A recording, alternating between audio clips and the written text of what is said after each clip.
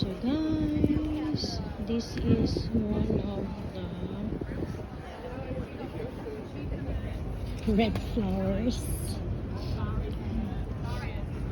in St. Paul Cathedral,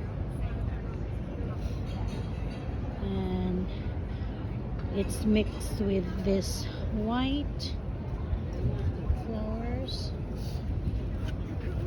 It's actually, ouch, sorry, my bag fell. Sit next to it. We're taking video. Yeah, Okay. taking video. Thank you.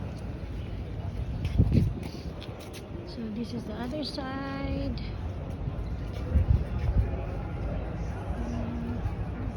And this is next to the cathedral.